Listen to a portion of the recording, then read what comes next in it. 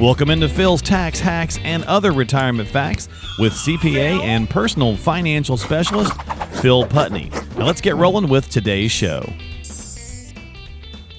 Hey everybody, welcome back to Phil's Tax Hacks and Other Retirement Facts. We're back for part 2 of biggest money mistakes in retirement planning. We had a list of 20. We whittled it down to 10. We did the first 5 on the prior week's show, and we're going to do the second 5 this week, and maybe we'll get around to the other 10 as well. Somebody's probably going to shoot us a message and go, well, what are the other 10? What if they're important? So, and that's fine. If you want to know, if you want us to tell you the rest of them, then we'll be happy to do so. Just let us know and we'll probably do them anyway. But how you doing, my friend? You doing all right this week? Doing good. Yeah. Doing good. We've got, we've got this thing coming at us called retirement, right? Yes. And it's full of little interesting caveats. Now, we talked about it on the last show that there's really only 6 or 7 big ticket items that constantly pop up, right? It's healthcare and Social Security, and income streams, right? Yep. Taxation, taxes, right? Yeah. There's really kind of like these big things that we hit, but there's also a lot of little minutia and a lot of little things in there too. Yes. So let's get into a couple of those on the second 5 here. And I think this is a good one to start with, which is not having a clear retirement goal. So it's maybe it's one of the big ticket items. I guess you could kind of put it in there. But maybe it's one that's often overlooked because we're so preoccupied with getting money saved and getting to retirement and worrying about taxes, right, or whatever, that we kind of forget, oh yeah, what am I even doing when I get there? Like, what do I want to do? Or maybe you have like that cursory outline of what you want to do. But for the most part, it's like, I've just been so focused on getting here. Now what? But where's here? I mean, that's always my question. Well, okay, true. There's an old adage that says, if you don't know where you're going, any road will get you there, right? I mean, how do you know you're there unless it's just, I'm done? Yeah. Okay, fair. Hey, that's okay. You may know you're done, or maybe you're done because, all of a sudden your job got eliminated or whatever the case is. Right. You might be forced into that scenario. But you need to understand, does that work? Ultimately, does this really work? So, the biggest, I think, point in retirement that gets overlooked is, well, what does that look like? What is retirement to me? Mm-hmm. Is it an active retirement? Am I a golfer? So I've got one client that they love golf. Yeah, his perfect retirement, and we plan for he's going to golf 5 days a week. Yeah, great. That's kind of expensive. You better have that built into the budget. It's really expensive, even if you're playing at the community course, right? That's right. Let alone a Raymond Floyd course or something like that. So yes, I mean, what does that look like for you? Versus if you're kind of a stay-at-home person, hey, you've got a pool. We talked about that's kind of your retirement, hanging out at the pool at the house. That's a totally different retirement potentially, right? Because it's not as expensive. You don't have a lot of travel, whatever it is. I mean, what does that look like to you? You have to understand that first to know, okay, based on that, here's what we need. Mm-hmm. Now this is how that's going to work. Yeah, my buddy's RVing like you. He's RVing, but instead of going just a couple of places around the state, he's RVing all across the Southeast. In the Southwest, he's just driving. I mean, like they go someplace 3 or 4 days and they move on. His fuel's expensive, right? Campground fees are expensive, so on and so forth. Yeah, I've got several clients that's their, in Michigan, wintering away is a big thing, right? For most retirees. And I've got several retirement clients that their version of wintering away isn't just going to Florida for a month or 3 months or whatever. It's they've got an RV and they'll do that. They're a little longer. They stay a couple of weeks at a park and then he will too, but yeah. But it's, to your point, that's a different game this last year or two because fuel has just gone crazy. Yeah. So you've got to budget that in. What does that look like for you? That factors into our next guy, actually, which is inflation. Right. So depending on the kind of retirement lifestyle. So, so we're trying to identify our retirement goals or our retirement lifestyle, what we want. All right. How are we funding it? Right. That kind of goes back to some of those earlier questions we had on the prior show. Yep. But we also got to take into account, Mr. Inflation, who most of us forget about on the regular. Yes. And of course, obviously recently we've been starkly reminded. Yeah, unfortunately. Yeah. Again, it comes down to recency bias, right? And we've talked about that many times. It's just something human nature happens, right? We get comfortable and used to what our most recent experience has been. Right. Which is low inflation for 30 years. Yeah. We had, this declining inflation since the 80s, right? Yeah. And we bounced around the bottom for the last 5 to 10 years, pretty low inflation. So we kind of got comfortable there, right? Oh, this is easy. We can do this, Oh, yeah, Social Security, we didn't get much there, but really inflation wasn't that high. So everything's good. And all of a sudden, when we start having this 8-10% inflation, it's like, what in the world happened? Yeah. And we're supposedly at around 5 right now, but right. So it's backed off, but it's backed off a little bit, but you still go to the store and you still realize that there's many things that are not 5. Yeah. And in inflation, the high level number that they always give you, the CPI, I mean, that's not everyone's experience. You have to understand your personal retirement expenses and what they're going to be, to the point of the camping. I mean, if that is your retirement, right? So fuel is a big piece of your budget, especially in the winter months. That took a big hit this year. Yeah. Because that portion of the budget was way up.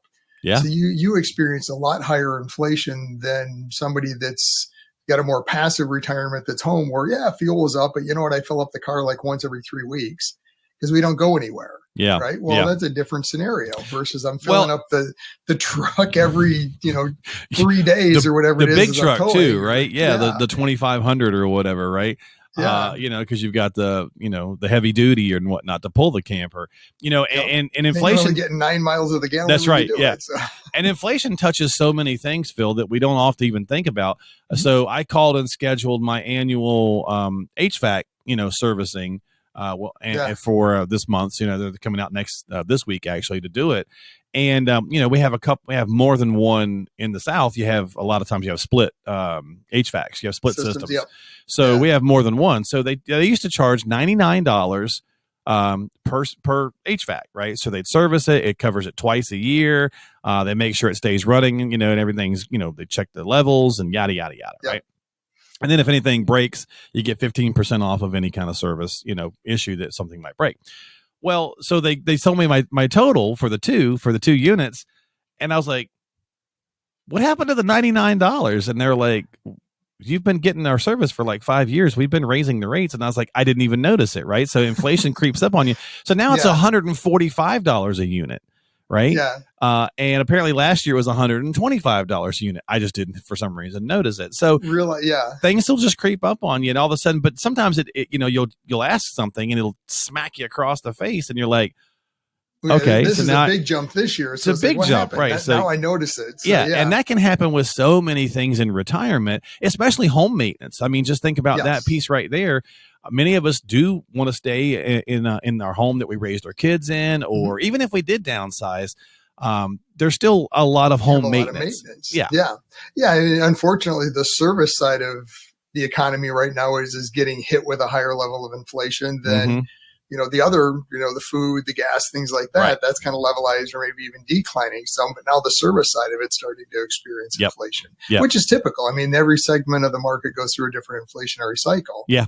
And you got a budget and you've got a plan for that too, right? Because typically you would do 3% in your retirement planning, right? Right. And I mean, over the long picture, that's fine. Okay. Because usually if you look at historical times of inflation, this high level of inflation isn't here forever. Right. We hope it's kind of like a stock market. Yeah, we hope. That's right. No guarantees, right? All we look at past performance, not that's right. Not indicative of future results. Yeah, there you go. So, but I mean, if we look back at history, usually these spikes of inflation are, I hate to use the word transitory, but I mean, it's a shorter period of time. It's not the long-term experience. Is there semi-transitory, since they were wrong about that? Semi-transitory, cyclical. Let's put it that way. There you go. It's a cycle. We're going to move through this and get back to it on a longer historical average. Yeah. Something more reasonable. What we've had in the last 10 to 15 years is unreasonable on the low end. Same concept in the market, right? Everyone gets used to, but the last 10 years of the market did like 12%. Isn't that what the S&P does? No. Look at historically what it's done. 8 to 9. Okay, so anytime you're way above the average, you're going to give some of that back. Same thing, inflation. Everything moves in these cycles that when you're above or below that inflationary or that average number, understand what that looks like. You're going to have the ebbs and flows, Yep. but you have to plan for that in your overall scenario. Okay. First, just account for inflation. Yeah, true. So Yeah, first, first how many people, that I've worked with that they've run their own numbers. And I just didn't count inflation. I didn't put inflation on Social Security, so I'm not going to count inflation. Like, okay, well, let's run some numbers and show you how this works. And it's surprising in a plan, right? When we're doing this, if we run even at a 3% inflation, right? If I show you, here's your, you need $70,000 a year today. Yeah. Let's run that out 20 years at a 3% inflation. And what does that number look like down, in 20 years? It's 140. Yeah, exactly. It's almost double. It's like, what happened? Yeah. Yeah, it's like this is the normal average. I'd want to have so much fun with that and be like, well, I went ahead and put together a little plan for you, and I just decided to leave off food. I figured you didn't need it. Yeah. You can, Yeah. What's a big just start growing it in the backyard. That's right. You'll be fine. And that's why it's important, right, to come in for reviews, which is next on our list here. So the next item is just the importance of updating. Again, it's not, a lot of times we'll buy an insurance policy, fill it in. It's like, okay, great. I got it. Throw it in a drawer, rock on. Right. Your retirement plan, we're good. Yeah. Your financial plan really shouldn't be that way because your life's not going to be stuck in a drawer. Hopefully. No, absolutely not. I mean, everything changes in life. In the environment, right? The economy, taxes. I mean, all these different components are going to change. As a financial advisor or planner, as we're doing this, I mean, we have to make certain assumptions up front, right? When we're running these numbers 20, 30 years out, we have to run the numbers at some assumption, right? To make sure, okay, does it even work at certain assumptions? But it's not a set it and forget it. Because I guarantee you we're never going to be exactly on that. It's not going to happen. Yeah. No. My goal is we're going to be somewhere around that. Yeah. And we have to monitor it every single year. Where are we at? Are we on track?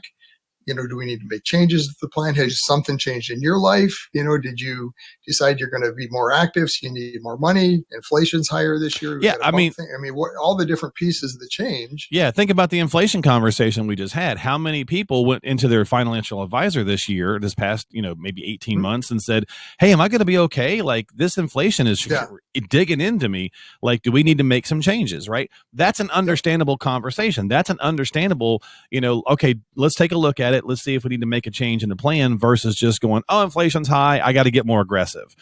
That may not be the right move. Yeah. Which, especially the way this has all come together, in this last year, 18 months, almost that perfect storm of high inflation, markets are falling, bond markets falling. It's like nothing's going right. No, right. So it's like my Hurricanes right now, my hockey team. Nothing's going right for us. Nothing's in the going playoffs. Right. What's going on? Yeah, we can't get a lucky puck bounce to save our life. But anyway. Yeah. Well, same thing here. There's no lucky bounce in this economy and planning right now. Don't panic. That doesn't mean it's going to be there forever. Yeah. That's why it's important to have the plan, first of all, to know it works. But secondly, then revisit it to see, okay, do we need to make changes? Yeah. If this continues another year, what does it look like? So you have those numbers and know what is my strategy. And even going back to the beginning, when you're running that plan, you should never run a plan out 20, 30 years into retirement and say, okay, well, I'm going to run out of money and have nothing left in year 30. Right. Okay. That doesn't work because the assumption for that to work is that everything goes just perfect every single year for the next 30 years, which is not going to happen. And if that's happening for you, hey, you're probably sitting on a lot of money anyway, right? Because nobody's that lucky. No, right? Exactly. If you have way more than you're going to spend, it probably isn't going to change. At the end of the day, you're not unless you're Tom Brady, nobody's that lucky. Right. But if you're running your scenario, don't ever plan to run out of money at the end. My version personally of running out of money is that last year of whatever life expectancy is, we've got enough for 5 more years at least. Sure. Yeah. Because longevity, or just things happen. We want to have some wiggle room in the plan to know that we've got some flexibility along the way because things aren't going to happen in this linear fashion. Got to have a little wiggle room. That's for sure. And that goes, you got to wiggle, you got to wiggle a little bit because we'll go to my wife's favorite topic. And I say that completely sarcastically, which is assuming that you won't live a long time, which I do. I have a number of family health history. I have a number of personal health histories where I don't assume I'm going to live a long time, but I got some wiggle room in there, Phil, in case I'm wrong. Yeah, absolutely. I mean, you don't want to make an assumption of, my parents only lived to their 60s or whatever. My brother passed away at 57. I mean, I'll be 52 this year. It weighs on your mind, Oh, absolutely. In some points, you have to consider that, especially if there's a family history and, plan for that, understand that, so you know what things look like. But at the end of the day, you better be able to have the alternative, right? What if that doesn't happen? Right. And what even does it if look like that? Well, even if you're right, Phil, even if you're a doomsayer in that regard, because of family history and you're right, what about your spouse? So are you making I could be like, hey, I know I'm going to croak by 70, so I'm going to blow it all. I'm good. Yeah. We're going to have a party between now and 70. And I could be right, but then I've left her, behind the 8 ball, or I could be wrong and we're both behind the 8 ball. So just don't do it. Right. Just have a plan. Yeah. It's on both sides of the equation, right? Don't underestimate, what the life expectancy is for both of you. And the biggest danger is if you think both of you are going to have a shorter life expectancy. Yeah. Actually, that's double juju. Yeah. The highest risk plan is if one spouse passes early, another one lives longer, because you have that long period of time of being single, surviving spouse. Yeah. So I mean, that's a high risk scenario, but you have to plan for that and understand what that looks like. I mean, our approach, we're always, like I say, plan for the best, prepare for the worst, right? So we're running our scenarios based on whatever full life expectancy is. Then let's stress test it and say, okay, it works then. What happens if one of you passes today, 5, 10, 15 years into the plan, just so here's the potential obstacles. How do we plan for that? Yeah. What does that look like? Yeah. So similar to point number one, if you want to underestimate your income need in retirement, which is easy to do, if you're just looking at, well, my heat is this and, works really well. Understand what you're going to need. Same thing on life expectancy. If you look and say, oh, I don't think I'm going to live, to much beyond 75, then, you plan to have all the money run out at 75. What happens if you live to 85? Right. What does that look like? Absolutely. In life expectancy of those that are at 60 or 65 today is beyond the average, right? Because if you look at average life expectancy, that counts all the perils that have happened to somebody from birth to 65. Yeah. So if you made it to 65, you made it through all those different and you perils. got like a huge chance of making it to 85. So right now, exactly. So I mean, I think the average life expectancy is around 77. They say, okay, if you're at 65 today, the average life expectancy for a male is 84 and female is, I think, 89 or something. Yeah. Yeah. We use 85 and 90 typically. There you go. Unless there's another option, or reason that fits into their plan. And one day that'll be 105 and then 110. And that's what they've talked about. And it's going to run out to that number later on. Yeah. So, okay. Life expectancy is one of those funny things too. You don't want to say, well, I'm going to live to 100 and all of a sudden you've not lived the lifestyle that you could have. Right. And you get into your 80s and you've accumulated all this money that you're never going to be able to enjoy and spend. Right. And now you physically can't enjoy it. And you can't do it. Yeah. Right. So it's a fine line to walk, Phil. It really is. It's a fine line to walk. And it's important to come back and revisit every year. Well, isn't that life though? Like? Right? Like life's a fine line to walk, absolutely. Right? I mean, you go when we first have kids, right? We're like, man, I hope I don't screw them up. You know That's what I mean? Right. And then, but then at the same, and then you have that dread of, I don't think I want to have kids because I'll screw them up. Right. Or then you're like, I can't wait to have kids because they're so much fun. And I can, whatever the case, but life is just like this walking tightrope of the ups and downs. I mean, that's what makes it interesting. So absolutely. Yeah. We wouldn't want the alternative of just a boring straight line. Right? Yeah. I mean, no, somebody listening's probably like, I want the boring, but you never know. So listen, we didn't really kind of put these in any great order, I suppose, but let's finish up with this last one. I did want to talk about, because we kind of started with the income, right? And what you want in retirement and having to have some income, and sequence of returns is really important in this. Sequence returns risk, especially whenever it comes to when you retire. Now we know that we don't really control, like ideally we hope to retire let's say like, how the economy was in 2018 or 19 versus how it is right now. But we don't really necessarily always control that. Yeah, you can maybe work a little longer or whatever. But fundamentally, you do need to be careful and at least a little wary, of how sequence of return risks can affect your retirement early versus later. Right. Yeah. And this kind of ties into a point we talked about in the last segment of, returns, looking at always focusing on what is my return? What is my return? So, I mean, the concept of sequence of returns for those that might not be familiar with it is how returns happen versus the average, right? I mean, we all experience what we call a sequence. Some years we make money, other years we lose money. Mathematically, over a period of time, it's going to average out to some number. Yeah. And unfortunately, that's how everything is presented, right? You look at your 401k statement, any investment is going to say the 1, 3, 5, 10-year average has been whatever it is. Right. But that's not reality, right? That's a mathematical average that what your personal return is going to be totally different because of sequence of returns. And it can be devastating to have a negative sequence of returns early in retirement versus later. If you're spending from the money, and that's the key. Okay. So sequence of returns for somebody saving for retirement. I've got an interesting slide that actually we can maybe pop up at some point. But for somebody saving for retirement, we can add it to it. The sequence really doesn't matter, right?